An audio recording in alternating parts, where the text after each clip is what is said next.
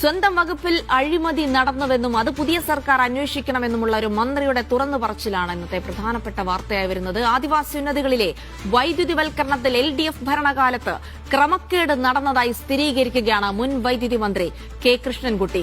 പാലക്കാട് അട്ടപ്പാടിയിലെ വനത്തിനകത്തെ ആദിവാസി ഉന്നതികളിൽ solar wind hybrid system സ്ഥാപിച്ചതിലാണ് അഴിമതി നടന്നത്. ഇത് സംബന്ധിച്ച റിപ്പോർട്ടിന്മേൽ പുതിയ സർക്കാർ നടപടി സ്വീകരിക്കണമെന്നും കെ കൃഷ്ണൻകുട്ടി ആവശ്യപ്പെട്ടു. മീഡിയ വൺ അന്വേഷണ പരമ്പര കള്ളി വെളിച്ചത്ത് ആരംഭിക്കുന്നു.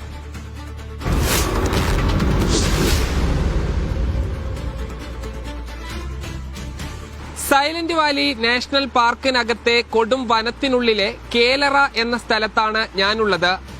ഇവിടെ നിന്ന് ഏതാണ്ട് 1.5 മണിക്കൂർ സഞ്ചരിച്ച് വേണം താഴെ തുടിക്കിയിലെത്താൻ. വീണ്ടും കൊടും വനത്തിലൂടെ മുകളിലേക്ക് കയറിയാലാണ് മേലെ തുടിക്കിയും ഗലസിയും എത്തുക.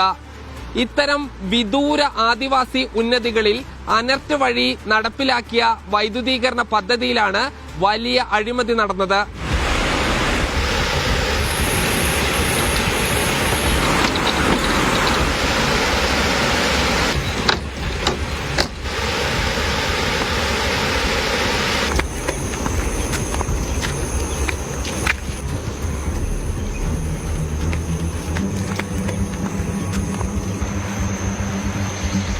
സോളാറും വിൻഡും